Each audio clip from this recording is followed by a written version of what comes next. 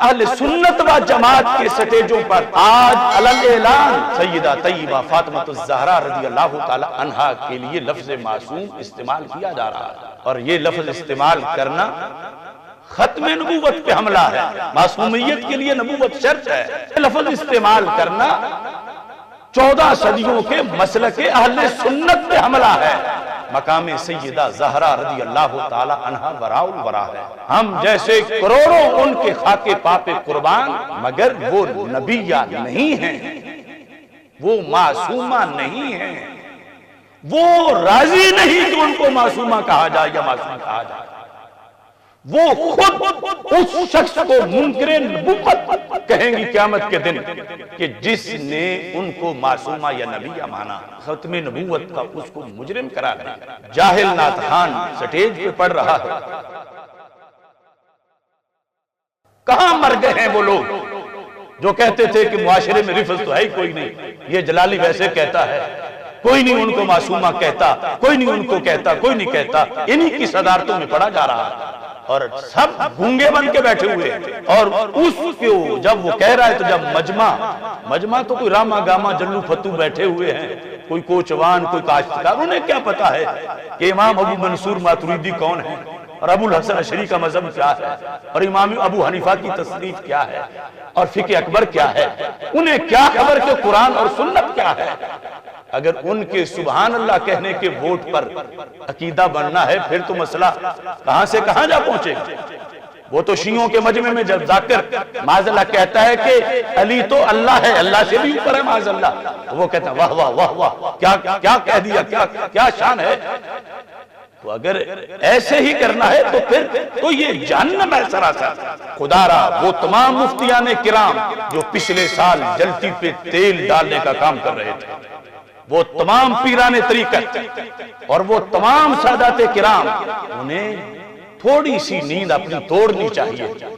اور کم از کم ایک بیان تو دے دے اس کمینے کے خلاف کہ تو سٹیج پہ چڑھ کر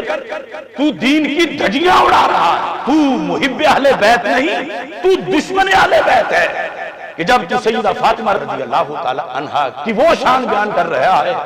جو ماننا ختم نبوت کا انکار کرنا ہے، لیکن ایسی دھاندلی ہے، ایسی سیاحت ہے، چور کو روکا جائے تو پھر یہ بھی چوکیدار کی ٹانگیں کاٹنا شروع ہو جاتے ہیں، اور جب چور لوٹ رہا ہو تو پھر خاموشی اختیار کرتے ہیں کہ اسے وقت دینا چاہیے مزید لوٹ لے، جتنے زیادہ گمراہ کر سکتا ہے تو گمراہ کرے۔ ہمیں اپنے مذہبی لٹریچر کو دیکھ کر آج زندگی گزارنی ہے۔ وہ شاعر جس نے ایسے لفظ بولے مجمع میں داد مل رہی ہے، ان سب کا تو ایمان گیا، سٹیج والوں کا، داد دینے والوں کا۔ اور یہ دھندا جس مسلک میں روزانہ چلے، تو جس مسلک کے روزانہ اتنے بندے اس سے فارغ ہو رہے ہیں جہنم کی طرف، اس کو کتنی ٹھیس پہنچ رہی ہے۔ تو اس واسطے مفتیان والا تبار اس بارے میں بولیں۔ پیران طریقت جو فریب خوردہ تھے وہ اب آنکھیں کھولیں، نہیں تھے پھر بھی کھولیں، کوئی مسلط تھی پھر بھی بولیں، ورنہ خاکم بدہن کل کس کو اہل سنت کہو گے؟ محض رفض کو برائے فارمیلٹی اہل سنت کہہ دو گے؟ جو کتابوں میں اہل سنت ہے وہ تو اس پر تو ناسبیت کا بورڈ لگا دیا جائے گا۔ ماضی کے سارے ائمہ پر اس بنیاد پر یہ قابل توجہ ہے نہایت بات، ایسی محافل سے محفل نہ کرنا اچھا ہے،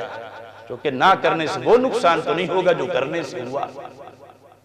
اتنے لوگوں کو اکٹھا کر کے شیطان کو پیکج دے دیا کہ ویسے تو اس نے ایک ایک کو جا کے گمراہ کرنا تھا،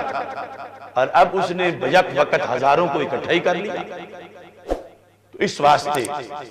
اس چیز پہ دھیان دینا چاہیے۔